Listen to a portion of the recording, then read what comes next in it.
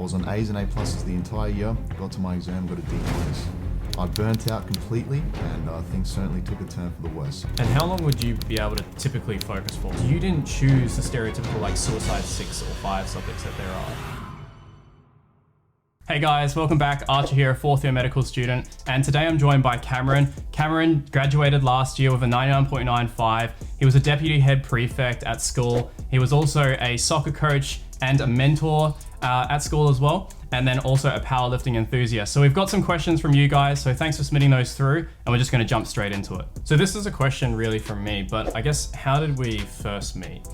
Well, I think it was a band rehearsal, and it was you and our bass player. And we went upstairs and we started practicing the bass line. I was on the piano, and I remember that being the introduction to Big Archer Newton.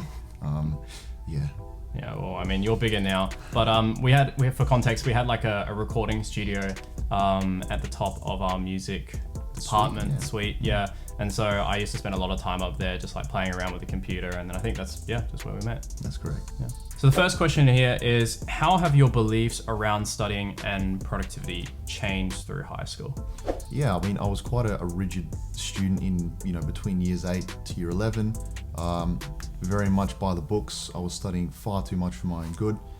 I was focusing a lot on study techniques and not enough on actually studying, which it's always good to invest in your study techniques, but I find that regimenting things like that wasn't sustainable for me.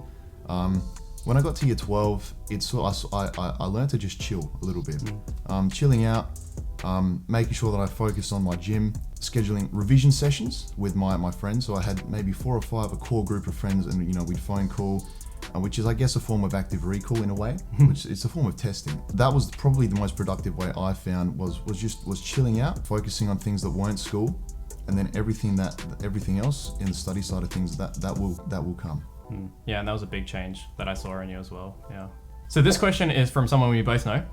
So Seb asks, are solid friendships and good relationships important during year 12?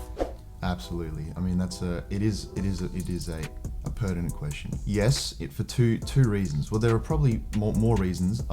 2 primary reasons that I can say definitively, which are the first being study sessions and having a solid group of similarly minded friends.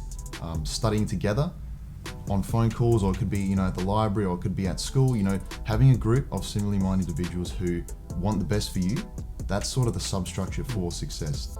And yes, so you can do things like testing, you can do things like having recall sessions, testing each other on things, trying to teach each other things that you don't know.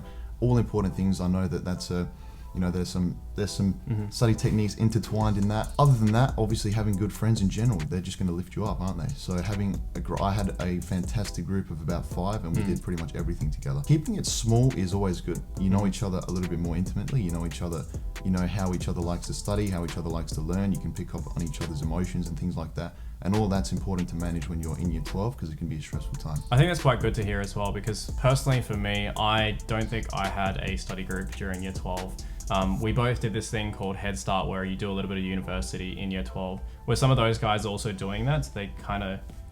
Believe it or not, the person that asked this question did Head Start, and he did it with me. So we did the second module together, and that was extremely useful. We both performed better than we did in our first, respectively. Mm-hmm. Was he in your group as well? He was in of course he was in it. Yeah, yes, he yeah. was. That's why he's asking this question. That's correct. Okay, cool.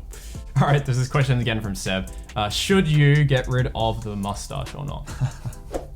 Mustache is here to stay. No, for how long? Well, until it thickens out. Is it going to go to like a beard or like just the mustache? I'm trying to go Hulk Hogan style. Yeah. Ideally. So the next question here is, what difference did study techniques and study systems make to your overall efficiency in the end? So I didn't actually think too much about study techniques and efficiency during year 12. It sort of just served to verify what I was already doing. Things like study, inquiry-based learning, things like active recall, the phone calls, the flashcards. I had already been doing those things for a number of years. Perhaps not as refined as I ended up being in year 12, but what I learned about just validated what I was already doing. I wouldn't recommend personally, on a personal note, spending too much time worrying about mastering study techniques. Think of a few things that you can get good at and really refine them. What do you think those main things were for you? Having a study group was extremely important because it allowed us to test and teach each other.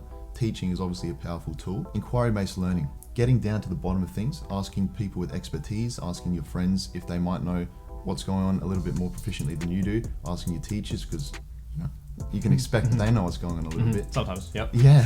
You hopefully. Hopefully by year 12, yeah. So the next question is from Caitlin, and Caitlin asks, did you still work during year 12, and did you have any extracurriculars alongside? Yeah, it's a good question. So I didn't have a part-time job, so I did a lot of casual work. So I was a landscape labourer, and I did a bit of things like lawn mowing, and I also did a lot of furniture removal, just doing labouring work, which I found was an outlet similar to the strength training I actually got into, which was powerlifting. Which blended the cerebral side with the physical side of things. Extracurricular, I was also the deputy head prefect, which means I occupied things like I had mentorship roles, I was a soccer coach, and all of those things they gave me a break. That's what they did. They provided respite. They're not 100% necessary to do. You don't have to do exactly what I did. I would recommend getting away from the desk, not necessarily as often as you can, but I would recommend making a point of doing something that isn't studying. And I think that some people will take this away as that I need to do exercise in order to get the 99.95. Of course, like exercise is going to help you no matter what level you're at. But if someone's kind of stuck at, let's say getting A's and getting A pluses, what are your thoughts on exercise and how that fits into the piece there? Getting from an A to an A plus, if you want to go from having an average grade of an A to an average grade of an A plus, exercise will not be the difference. I think it's safe to say. At the end of the day, can you answer the questions or can't you answer the questions? That's what it's going to boil down to. Exercise is always important. There's a lot of literature on the benefits of exercise, but it is not the be all and end all in year 12. I'd recommend going for things like walks. If you can find a gym that you enjoy going to, if you play your sport, your soccer, your footy, your cricket, play whatever you want. It will not make the difference between an A and an A plus. If you want to improve your grades, it might help, probably in ways that are not going to be so material though. You might not see it manifest. If I start going to the gym, I'm going to go from an A to an A plus. That will not be the case, but not a bad thing to do. Yeah, so more of that indirect, I guess addition to what you're doing and just helps you out that way. Correct. Yeah. So the next question here is asking about some of the grades that Cameron got in year 10 and year 9. Now, I knew Cameron when you were in year 9. You were very studious. You were already dux of your year, but things changed once I graduated. So, what happened? When you graduated, I would have been year 10. I think that year was a success. Year 11, I certainly was not at the level I was, between year 10, year 9, even year 8. I actually ended up failing my specialist mathematics exam with a D-. And that was year 12, by the way. That was stage 2. So that was a year 11 completing stage 2 specialist mathematics. I was on A's and A pluses the entire year, got to my exam, got a D-. I burnt out completely. I was not taking care of the mental side of things, and things certainly took a turn for the worse. So it is extremely possible, as you can see, to rebound from academic failure, let's call it. I don't even consider it a failure. It was a learning experience. I know it's a cliche, but it certainly was a learning experience. I pushed myself to my limits in year 11. At least it showed me where they were. One of the interesting things about your story is that, I even thought that you were a maths guy when I knew you back in year 9. And then given what just happened to you in year 11, you turned that around in year 12. You had to compensate for that. So what were all the subjects that you ended up having to do in year 12 to make up for that? Yeah, that's a good word, compensate. It was something that I had to bounce back from. So I didn't get 18 out of 20. I honestly think I didn't even get 17 for specialist mathematics. And to put it into context, I needed about 19.8 in all of my subjects out of 20 to get a 9.95 ATAR. So the things that I did were subjects that really centered around my strengths, which were in the literacy department. So I did English, I had integrated learning, which is an inquiry-based subject, so more writing. The external was just a big 2,000-word essay. I did things like music, something I'm also interested in and quite passionate about. I had chemistry, and I did Head Start. So those were the 5 that went towards my ATAR. They all, I think, probably averaged around about 19.8, but those are the things. So I really played to my strengths.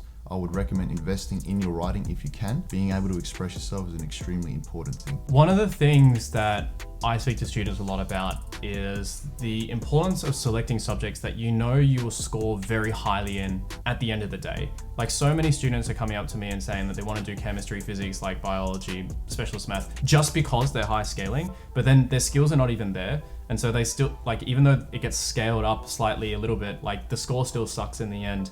So, I mean, is there any thoughts that you have on this? Because you didn't choose the stereotypical like suicide 6 or 5 subjects that there are. So what are your thoughts? That is an extremely interesting question, especially in my case. Something like integrated learning, I think an A scaled all the way down to a 17, something like that. Out of 20, so yeah. Out of 20, and as you can imagine, that's a far cry away from what it needed to be to get, the sort of ATAR that I ended up getting. So I got 19.8 in integrated learning, and that was because of the fact that I was able to express myself.